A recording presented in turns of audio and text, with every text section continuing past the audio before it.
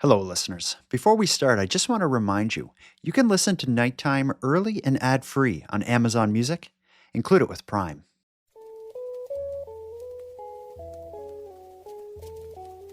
You are listening to Keep Canada Weird, a weekly weird news roundup by the Nighttime Podcast. Hey, it's Samara Airport. It's the start of a new decade in terms of episodes. It's episode 170 of Keep Canada Weird. Before we celebrate this milestone, let me ask you how you're doing over there. Good. What makes it the start of a new decade? Is that what you said? Yeah, decade's like every 10, right? Yeah. It doesn't have to be 10 years. This is it's a zero at the end, like 170, episode 170. Oh, I see what you're saying. Yeah, okay. How are you doing over there? I'm doing good. I'm very warm. It's, it was a heat warning today, so I am roasting still. Yeah, we had the same crap here in Halifax. It was like close to 30 degrees, humid as all hell. I think it even rained this morning. So just one of those days. I'm so thankful that I have air conditioning in my house, because at one point I did have to leave my house. And as I opened my front door, it felt like an invisible, wet, hot, steaming blanket was just draped over me. Yeah. I don't have air conditioning, so I'm just going au natural, raw dogging it over here with just my flesh and the elements. It's only downhill from here over the next 2 months. We're going to survive it, though. We're going to get through it together. And the way we'll distract ourselves is by keeping Canada weird. And the way we'll keep ourselves cool is with cold, refreshing, special drinks. You got one over there? I think all drinks are special. It's a drink I had recently. It's not white wine. Good. But it is the drink that I had the episode before last week's episode, because I still have a half a case of it in my kitchen. Okay. And it's the A&W Zero Sugar root beer. Nice. I love those. I'm drinking the devil's juice. I'm drinking a tea from Tim Hortons. I guess it's not cold and refreshing. It's warm and kind of invigorating. But I'm drinking this Tim Hortons drink not to support this evil franchise, but as a segue to our first story of the night. When Tim Hortons is in the news, we're generally going to cover it, and they're in the news for a very Keep Canada Weird reason. Do you remember back in episode 111 of Keep Canada Weird, we recorded that in April of 2024, we discussed the Tim Hortons Roll Up the Rim campaign error that led to 500,000 participants receiving emails that telling them that they had won a boat worth $64-ish thousand. You remember this? Oh, and I was like, no way! Inboxes across the country filled up an emailed recap of what Tim's customers had won during the Roll Up the Rim promotion.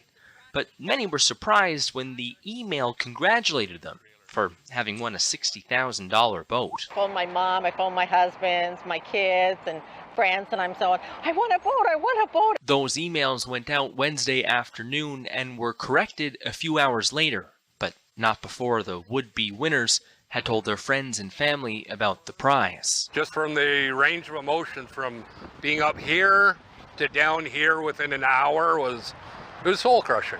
Tim Hortons blames technical errors and said customers who had won prizes would have been told immediately, not in a recap email. It's not clear how many people are affected, but many are still frustrated. I do remember this, yeah. The now you see it, now you don't card trick from Tim Hortons. That's right. A lot of people thought that was going to be the end of it, but it turns out, thanks to Quebec's tough consumer protection laws, Tim Hortons may end up on the hook for these boats. Why is this only going forward in Quebec? Well, according to a Superior Court judge saying that this case is particular only to Quebec because they have got stronger consumer protection laws, perhaps better than the rest of the country. So that's why this lawsuit is allowed to proceed only in Quebec. And it's a colorful one. It goes all the way back to April 2024 when Tim Hortons originally awarded people a boat and a trailer worth about $55,000. And according to the lawsuit, over 500,000 customers across Canada Canada were emailed that they had won a boat and trailer. But Tim Hortons later sent out a follow-up email saying that the award was sent out in error, blaming it on a technical error, instructing customers to ignore that first email that awarded them the prize in the first place. Now, the Montreal lawyer representing the class action lawsuit argues that clients should be awarded the boat and trailer that they told that they were won because, including damages on top of that as well, says that the Quebec law provides that merchants are responsible for errors and not the customers. And that's what this case potentially hinges on. Tim Hortons, for its part, saying it notified people as quickly as it could for the error that it made, and hence they have no more comments now that this is in front of the courts. But a very interesting case, and clearly a lot of people excited that they had won a boat and a trailer, only to have it taken away. So this will work its way, and there'll be a lot of interest in how it turns out in the Quebec system. So this is going to get really interesting. Everything that I've read made it sound like these people have a good chance of getting a boat. How many people in Quebec are included in this class action lawsuit? They haven't I haven't found the number of how many people in Quebec, but I do know that a little over 500,000 Canadians across Canada got the notice telling them that they won the boat. So even like if you look at population, even if 10% of those, 5% of those even are in Quebec, that's a lot of boats. It's a boat and a trailer worth somewhere between $55,000 and $65,000. Yeah, it's more boats than any company wants to give anybody. Yeah. So I like it. It's safe to say, I don't know, 50,000 boats. Well, I don't know if that's safe to say, but I can't see any judge ruling. Now your sentence is to give 50,000 boats to these people. To these people in Quebec. Like, that's a lot of boats just to Quebec. Yeah, and you're not going to be able to even get 50,000 boats. That's an unrealistic thing. It's going to be some kind of a financial compensation. Maybe they each get $1,000, you know. Maybe but if the law's in their favor, and I think from what I can tell, this law is set up for, let's say if the price on, you're in the store and the price on the sign says, you know, this is $3 each, and you get up to the cash register and it's $6 each. The law is written so that it works in the customer's favor. But I think it applies to everything, including in-store contests and stuff. Right, and if the law is clear, like I haven't gone through the nitty-gritty of how these laws and regulations in Quebec are written, but based on what I've read, again, it seems like there's a good chance that people are going to be owed something significant, up to and including 50,000 boats. Well, they're not going to do boats. I know it would be gold rush in Quebec where everyone has a new boat. Yeah. Nobody travels by car anymore. Everybody travels. I only have a job if I can get there by sea. That's the only type of job I have now. But yeah, they're not going to do boats. It'd be great for this show if they did. It would give us more to talk about. But they're not going to do boats. They're going to do some kind of a cash.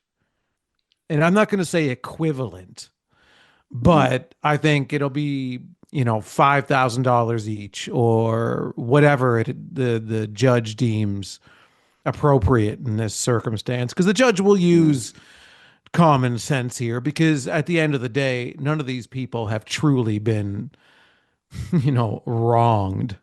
Well, they're going after the boat and damages as well. But there are no damages. That's going to push them into borderline ridiculous, because if you have damages from this, then you're part of the problem. I just think Tim Hortons deserves a slap in the face here. For one, when this whole thing happened, they didn't even offer a coffee to these people. It was just, that's a mistake. You didn't win. It was a losing coupon or whatever, a losing entry. So the idea that they're going to get something significant, I also I hated the digital roll up the rim versus the physical rolling up of the cup. So I'm kind of okay with Tim's taking a slap across the face for doing that switch as well. And maybe in the future they'll go physical, because there's no room for this kind of nonsense. Yeah. But as much as I want to see Tim Hortons fall flat on their face over this thing and go bankrupt, having to give out, 100,000 boats, these people on the other end of this, I have no time for. Okay. People who are filing a lawsuit against a company because for 5 minutes they thought that they won a boat, and then they're going to claim damages on this thing. Like, what emotional damages are you going to have from like, oh, you won a boat, 5 minutes later, oh, sorry, it's a mistake. I think My heart had exploded. we're saying minutes. I think it was a couple hours. Couple hours, whatever. In the grand scheme of things, There it's must be all somebody- grains of sand on the beach. These people don't deserve a boat. I hope these people don't get boats. I hope all they win in this is a free coffee and get out of my courtroom kind of thing. Okay, we'll see. That's what I hope happens, because again, I'd never side with Tim Hortons. But I don't side with people like this either. Sure sounds like you are. Let's move on. We'll see. No, I don't side with. And you know what? I hope the courtroom explodes. Okay, that's fair. Well, we jumped right into the show with that story. I was too excited to let it wait. Let's hear a listener voicemail. Then we'll get into this week's weird news other than the news of Tim Hortons maybe getting sued. We got a lot of voicemails this week in relation to the puberty problem or the teen or teenage tyranny or whatever word we're going to use to describe the increase in severity of teenage misbehavior. We have a lot of voicemails about it because we discussed it last week, but one voicemail in particular, I think went a little far and maybe was calling for violence. And I was a little concerned when I got it that you and I were maybe giving the wrong impression on how Canadians or people around the world should be dealing with the puberty problem. So I want to air this voicemail from a listener named Lauren who had a very level-headed way of approaching it. Here's Lauren's experience with the puberty problem last week. It's Lauren calling from Sydney, Nova Scotia. I'm just calling to share a story that just happened to me 2 days ago with respect to the puberty problem. I was going into Walmart and I was walking in and like there was some older ladies in front of me, and then there was probably probably 12, 13-year-old boys, and they started blowing an air horn at us. And if I've learned anything from the show, is that we cannot respond or else they're going to get worse. So I just ignored them and kept going, but the ladies in front of me didn't. And I was I was worried for them. I was worried that those teens would just get worse and worse, but thankfully they kept on their merry way and we were all safe besides our eardrums for like a few seconds there. And I was going to make a comment about what the teens/youth like wear these days. I was just like, they literally looked like streamers, like their clothes, like streamers that I see on TikTok. I'm aging myself. Okay, that's all for me. Goodbye. And then she What? runs away. Yeah. What a like boomer way to describe it. They look like streamers. I didn't know what she was talking about until she went on to describe like on TikTok. How do Yeah, like someone who streams content, like a content creator of some kind, or Maybe they were like, because they had an air horn. There was probably, she may not have realized, but there was probably someone around the corner filming. But that did resonate with me. I have a 7-year-old. He likes to like fix his hair up so it like spikes up in the front. I don't know what you call that. When he gets out of the shower or the tub or whatever, he like makes the front of his hair stand up. And he says, I look like a YouTuber. Yeah, it looks awesome, bud. But that is like, maybe that is like a style thing now. Yeah, I guess it is. I can picture what she's talking about. It's a very vivid description that she painted. Okay. And she did the right thing to run away. Yeah. And don't you agree, though, when she said in regards to the puberty problem that is still the best name we have because of just how it sounds? Let me tell you this. I don't want to give spoilers away, but we're going to have to do a mailbag soon because I have a whole bunch of voicemails with new phrases and new ideas and new takes on terminology to describe the misbehaving of teenagers around the world. We'll probably have the next Keep Canada Weird mailbag in the next week or two, and that is when we're going to bury the hatchet on what it's called. For now, we're going to go with the puberty problem. Yeah, it sounded so good when she said it. She was like, in regards to the puberty problem. Yeah, I knew exactly what she was talking about. Yeah. And new listeners to the show think this is the weirdest podcast. Good. It's called Keep Canada Weird. Then hopefully they're Yeah, makes sense. That's right. If the name didn't give it yeah, away. yeah. It would be awful if it wasn't weird. And they were like, "This is the most normal show Yeah, ever." it's all political commentary. Unsubscribe, 1 star. All right, let's take our first break. When we get back, we have a whole bunch of weird Canadian news from the past week to break down. We have a whole bunch of stories about animals, and we have a whole bunch of stories financial in nature. Those are our two kind of segments. Animals, financial. Let's take our first break, and when we get back, we'll let the animals run wild. Handsome Aaron Airport, the past week has been a busy week for weird animals in Canada. Do you want to start with pigs or cats? I want to start and end with cats, but if I had to choose, let's start with cats. Okay, let's start with cats. This is a good story, and it's an interesting story. I'm not a cat owner, you are, so I'm excited to get your take on this one. Across Canada, a growing number of cats are ditching the windowsills for the wilderness, and it's all made possible by the miracle of a leash. The once rare sight of a cat out for a walk is now becoming surprisingly common. Findus, a BC-based savanna cat who hikes, pedalboards, and strolls through the snow like it's nothing, is just one of the many cats whose owners are hopping on the trend of leashing their cats. Here's the story of why so many Canadian cats are on leashes. Probably just up from a quick nap, 4-year-old Findus is getting suited up for one of several daily promenades. Hop, hop. As he makes his way out of the parking lot on a makeshift backpack, the Savannah, sporting the latest in feline haute couture, What the hell? Where's a cat? catches the admiration of passersby. Yes, he knows he's wearing a harness, but doesn't understand what all the fuss is about. We put a leash on him when he was 3 months old. He didn't even notice. Now the cat, with his own Instagram account, 515,000 followers and counting, knows the drill. If he wants to go paddleboarding, swimming, or snow pawing, the leash is just part of the deal. Normally, everybody just smiles and says, how cute it is and how great it is that my cat will never do that.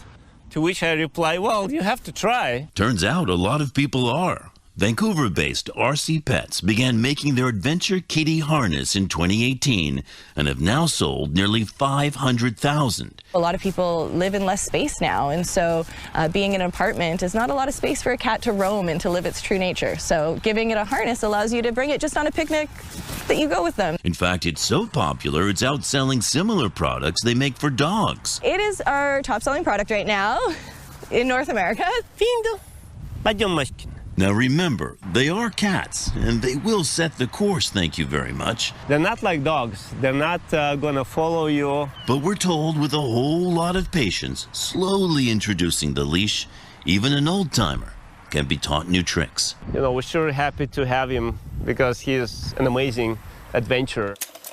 It's funny, when I saw that news article come on my radar, I realized I've been seeing cats on leashes more often over the last probably 2 or 3 years than I think I ever have in my life. So it does seem to be a bit of a trend. Mm-hmm. I mean, the cat leash has been around for a long time, but I guess recently it's been picking up in popularity. So you're someone who runs in cat circles. Is this something that's been on your radar? It's been on my radar for years. I've always thought about it. I've never pulled the trigger because I'm very conflicted about some of the potential consequences to taking an indoor cat outside. I think he'd enjoy it very much. I think he's still afraid of the outside. It's helpful for me because he doesn't try to escape.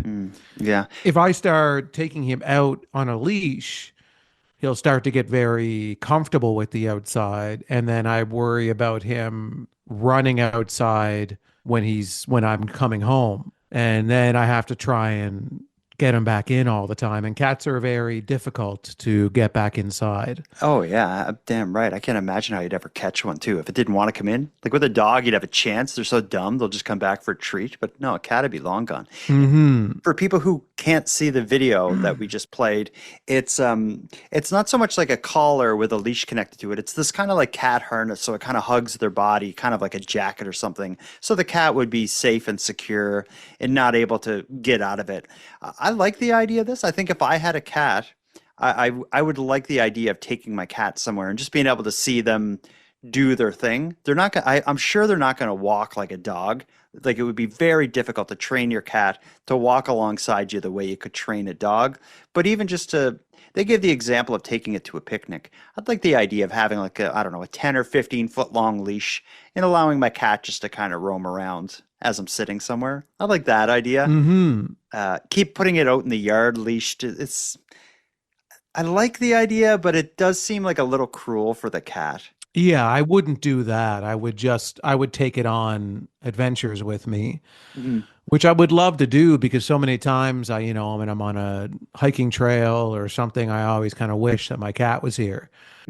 It's just that kind of fear that I have that he'll end up running outside because he's no longer afraid anymore, and I'm going to lose him. So that's the worry. It's opening Pandora's box a little bit by getting them desensitized to the idea that maybe outside isn't evil and dangerous. So it is a slippery slope to slide down.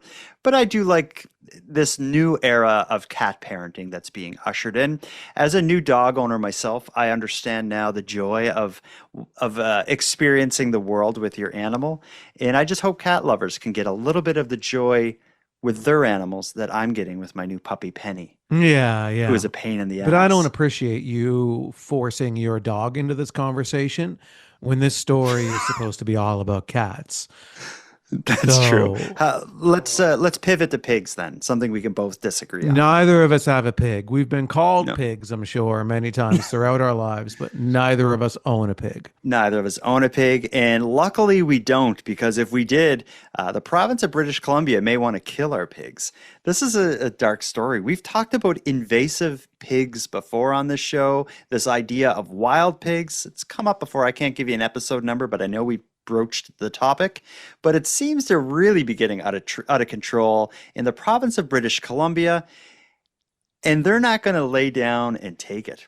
British Columbia is getting ahead of the animal uprising and is doing it with a propaganda campaign that encourages residents to quite literally squeal if they see pigs running wild. Here's a report coming straight out of the front lines of British Columbia's last stand against invasive pigs. They're wild by name, even wilder by nature. And now invasive pigs are hogging the spotlight in a new campaign aimed at corralling a crisis. We're really concerned about feral pigs in British Columbia, or invasive pigs, and those are any pig that's not inside a fence. The province has a rare chance to act before they become a real problem. What starts with getting the word out. The campaign features pigs in places they shouldn't be, from grocery stores and kitchen cupboards to tractors. The goal, to get the public to squeal on pigs. You can call us and tell us when you've seen a pig that's not inside a fence, that's in the wrong spot, so that action can be taken. It helps us protect our lands and waters from pretty majorly destructive animals. This is just a small portion of the damage. In 2022, a sounder of pigs created a bit of a sty at the Cowichan Golf Club. They seem to just be multiplying, and it's just become it's just a pain. The local mass, part of a much larger invasion. We argue that they're the worst invasive large mammal on the planet, and I haven't had anybody disagree with me so far. Ryan Brook has been studying the trend for years now, documenting more than 70,000 wild pig occurrences since the 1980s, the vast majority in the prairies. For BC, I think we really serve as a cautionary tale of, in all kinds of ways, frankly, don't do what we did. Get ahead of it sooner and avoid the catastrophe that we have underway right now. On top of the damage they can cause, the pigs also pose a serious risk of carrying and spreading disease like African swine fever, where an outbreak could threaten Canada's pork sector. At this point, experts say there are two options: get ahead of the herd or be trampled by it.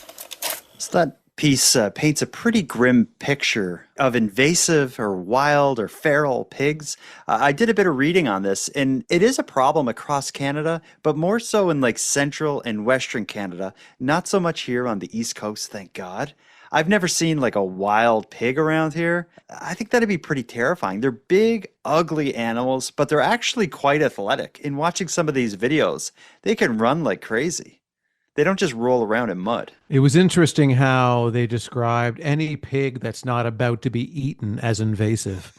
Yeah, if it's not an offense. Yeah, and then it's the kind we want to kill. Yeah. If it's not about to be killed and eaten, it's invasive. It's a weird way to think about it, but yeah, because usually like an invasive species would be like, this Japanese beetle thing is over here and we don't have a predator for it and it's destroying our, whatever, our apple trees or something.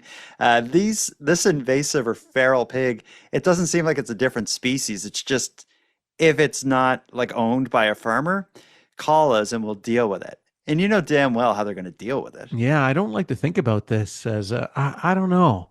I'm someone who eats pig, and so I feel like a hypocrite by saying don't hurt these pigs, but put them inside the fence.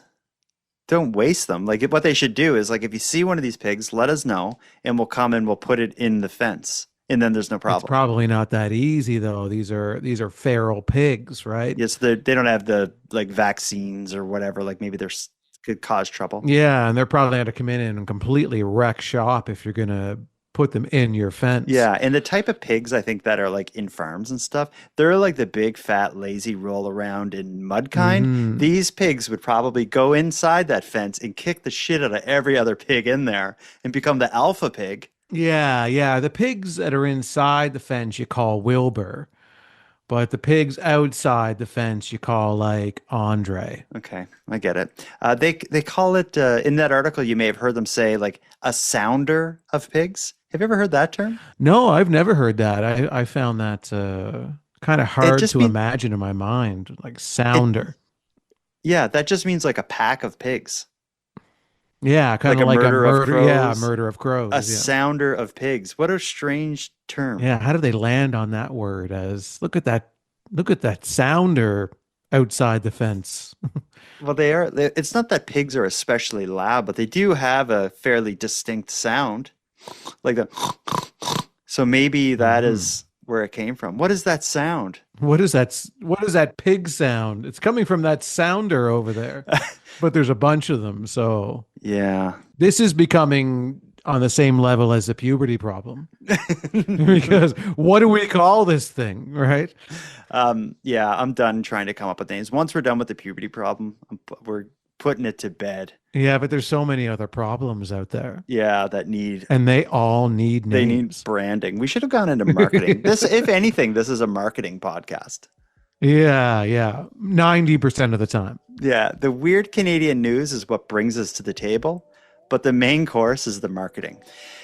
Let's take our second and final break. We have some really interesting and weird Canadian financial stories to get to, and one of them involves another ghost story. We'll get to that one after this break. Handsome Aaron Airport, I promise you a duo of weird Canadian financial stories. I'm going to give you another choice here. Do you want to hear a ghost story, or do you want to hear an interesting theory that may change the way Canadians recycle? Let's start with the ghost story. Okay, ghost story it is. I'll call this one another ghost story. It's a situation not unfamiliar to Keep Canada Weird listeners. A retired woman in BC is stuck between two worlds. According to the Canadian Revenue Agency, she's dead, but June Miller insists she's very much alive. Here's another ghost story. When June Miller's husband, Giorgio, passed away last September after 35 years of marriage, the grieving widow was left to file his final tax return. They said, we won't accept it online. You have to mail it in. I said, that's okay, I can do that. So I put his and mine in the same envelope. She was flabbergasted when her tax assessment arrived in the mail addressed to the estate of the late June Miller. I called them and they said, you're deceased. I said, you're talking to me, deceased. What are you saying? You have to change that. And they said, well, there's a process. You have to prove that you're alive. Miller went to Service Canada in person and provided all her ID. The funeral home that took care of her husband wrote a letter confirming Giorgio is the one that died, not her. And her doctor wrote one too, saying June Miller is very much alive. But in the eyes of the federal government, she's dead. Miller is newly retired, but she says without her Canada Pension Plan payments, she would have to return to work. And she can't do that because her social insurance number has been deactivated. There was a point where I laughed, and I'm saying, Giorgio's up there, and he's laughing, going, oh, June, look at this mess you got yourself into. Then I was annoyed and angry because I'm talking and I'm repeating and I'm talking and I'm repeating and nobody's getting it at Canada Revenue. In an email, the CRA said when Canadians are mistakenly declared dead, it is most often an issue with an actual deceased person's tax return, and it can usually be resolved quickly. So I said, well, I really want you to help me because I don't want to be dead.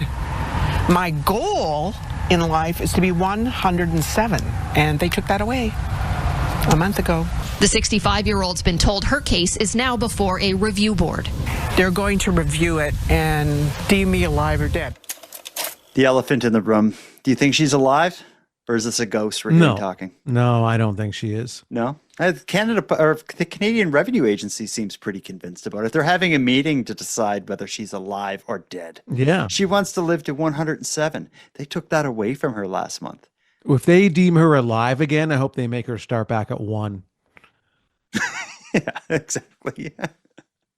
It's an interesting problem we hear often, and it does feel like a bit of bureaucratic Beetlejuice is what I call it. Someone needs to write, in the movie Beetlejuice, you have like the Book of the Dead or whatever it is, where it's like the guide to the afterlife. It's almost like in Canada, we need something like that to help you navigate this situation, which does not seem unique. We talked about it maybe, I don't know, it was probably 3 or 4 weeks ago. It's happening again now with June Miller. In trying to figure out if June Miller made any progress on her issue with the Canadian Revenue Agency, I found a whole separate news like storyline that played out last week with another person completely unrelated to June Miller that's having the same problem. It happens, and I'm sure some of these people are in fact dead. Yeah, no, I mean, the Canada Revenue Agency never gets it wrong, so I have to side with them on this and believe that she could very well be dead. And until she produces enough evidence that in this day and age, everything can be doctored so easily, that it's hard to believe even providing the so-called evidence that she has. Mm-hmm. This could be a hologram on the news. It's all AI. It could just be AI. It could just be fabricated documents. Mm. This doctor that wrote the letter could just be a friend of hers or a chiropractor. We don't know. Yeah, it's an interesting phenomenon, an interesting reoccurring phenomenon. A part of me thinks, like, if it happened, wouldn't it? It would kind of be exciting to just walk away and start over. Yeah, that's the benefit. You're off the grid now. For some people, it's just like a clean slate. Yeah. Your death has been just work for cash, and under the table, and just enjoy your life. You won't pay taxes anymore. You'll have to get a little lot of land in the middle of the woods, deep in the woods. Yeah, build a cabin and just drink some tea. Yeah, I bet you there are some people who would really enjoy this. But what I would want is to not have it dumped upon me suddenly and unexpectedly. I'd want a bit of notice. Like, tell me, if you could tell me, like, in 6 months, the government's going to just write you off as if you're dead. You got 6 months left as Jordan to do whatever the hell you want, and then you get a clean slate. I guess I don't know what I'd even really do other than rack up a ton of debt. You would have a credit card. Yeah. Hopefully you've got a high limit on it, and you'd be able to have a little fun with it. Yeah. Super high. Yeah. And get cash advances, bury that in the woods. The government says I'm dead, and I just like, sure. Yeah. Things are pretty bad anyway. So your debt would probably fall to your children to take care of. And I'd still be here. And Yeah, you'd still like, be here, and this sucks. they can hate you to your face.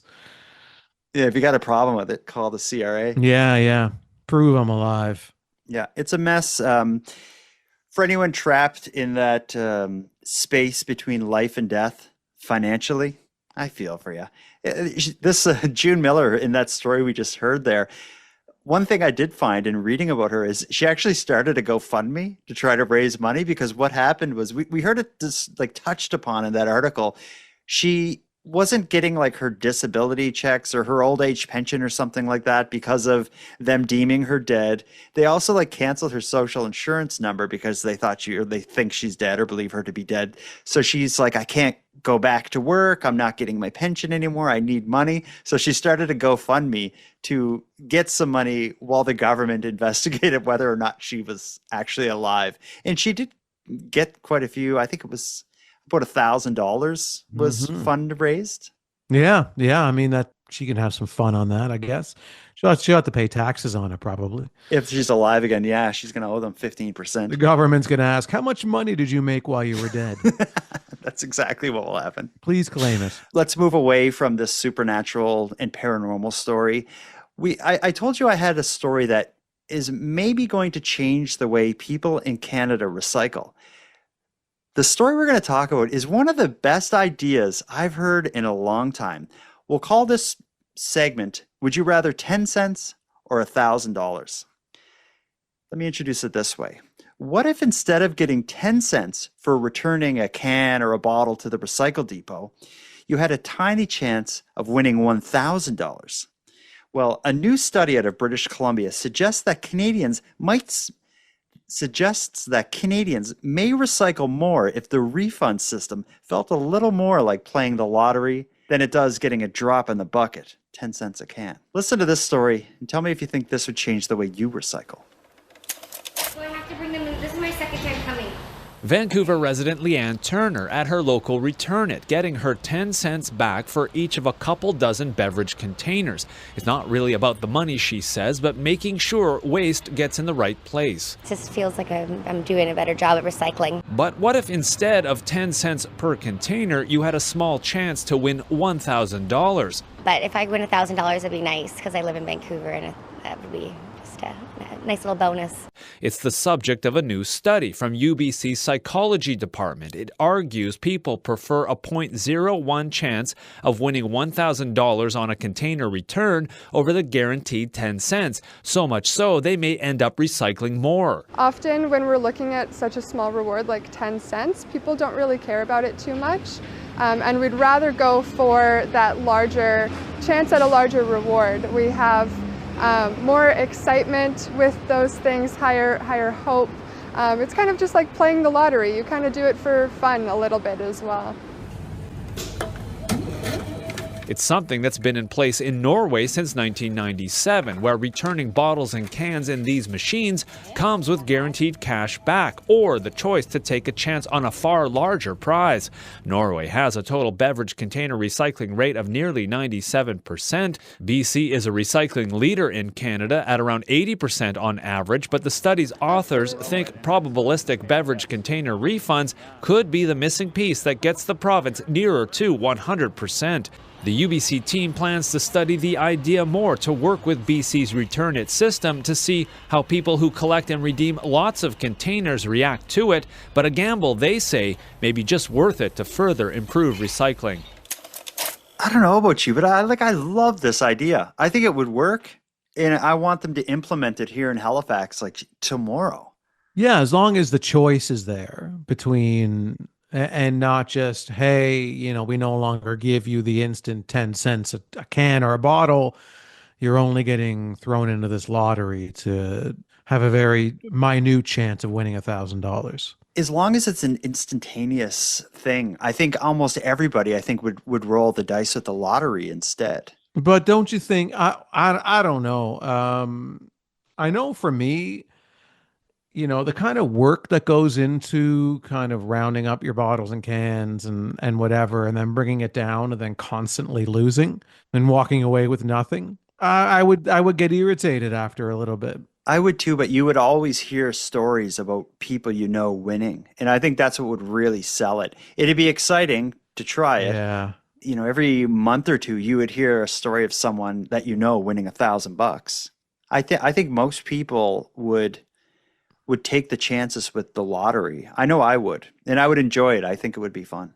If I was a serial bottle dropper offer, I would be going for the 10 cents.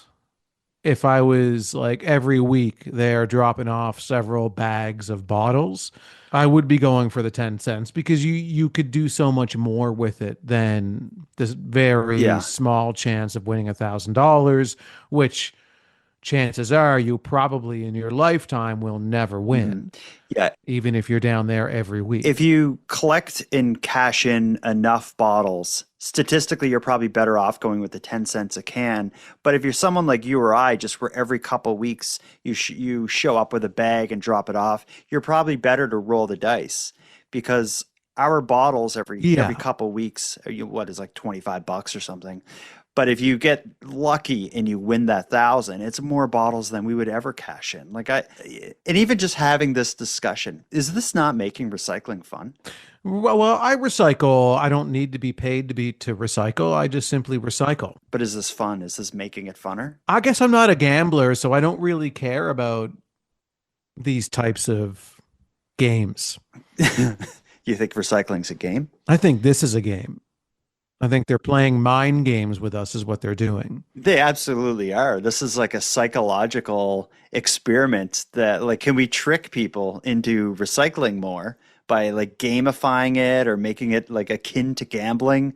And they're probably saving money too on the payouts because they're only giving out $1,000 per whatever. And that's less people taking the 10-cent payout per bottle or can.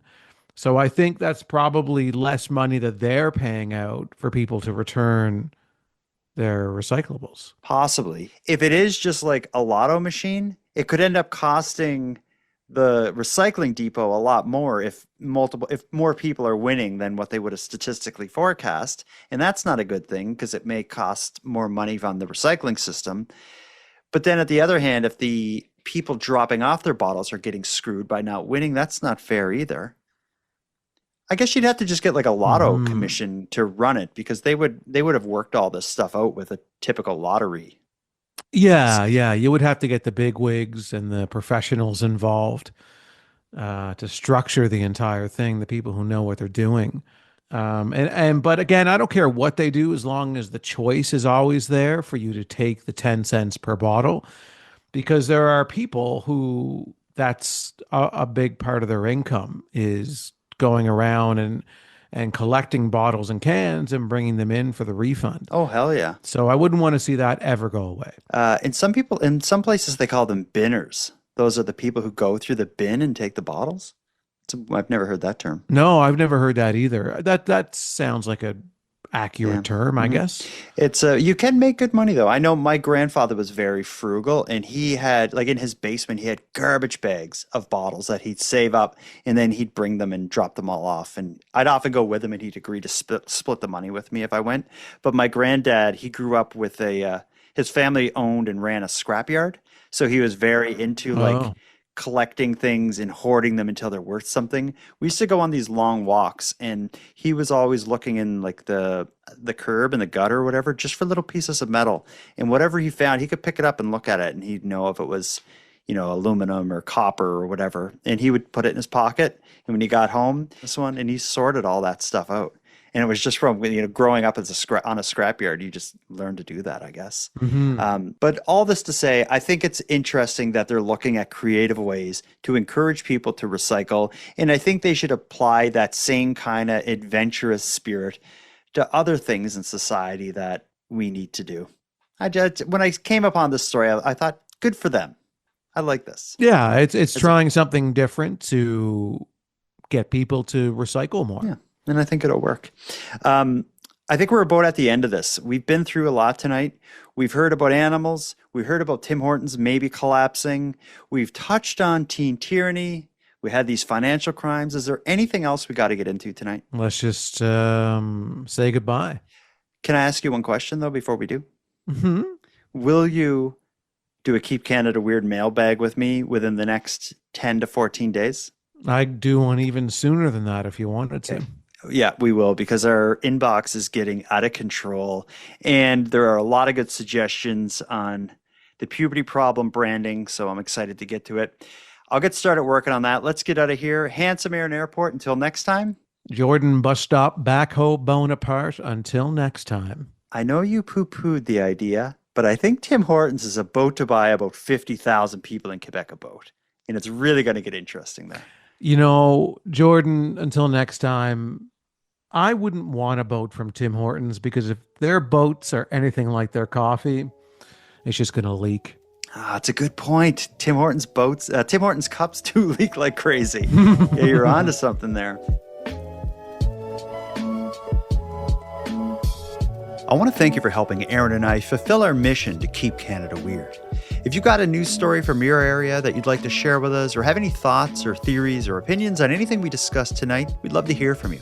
You can contact us by using the voice recorder that can be found at nighttimepodcast.com/contact. And on that topic, I want to give a big thank you to this episode's correspondents. If your voice message was aired tonight, you can email me your address. My email is nighttimepodcast@gmail.com, and I'll get a Keep Canada Weird badge and swag pack sent out to you. I just ask that you wear the badge proudly and responsibly. Next, a big thanks goes out to Aaron for another great night, Unicole for the intro and outro voiceovers, and Monty Data for the outro version of O Canada. And then, of course, a sincere and massive thank you goes out to each and every one of you listening. Your support makes this show possible. And if you'd like to support the show even more, please consider a subscription to the premium feed, which can be found at nighttimepodcast.com/subscribe. The premium feed costs just a couple dollars a month, but that money will fund the creation of new episodes of the show, and it'll give you those episodes 2 days early, ad-free, and access to a back catalog of episodes.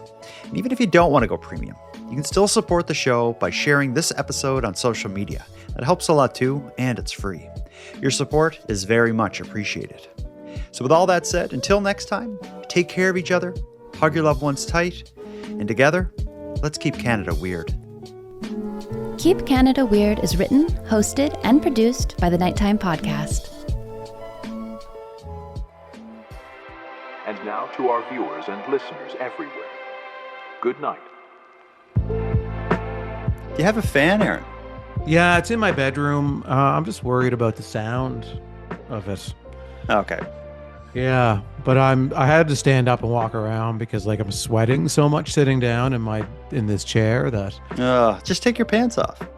I have. I'm only in my underwear. Okay, I believe you. I started with no pants. Okay. Oh God. No, underwear. Okay. Let's get into it here.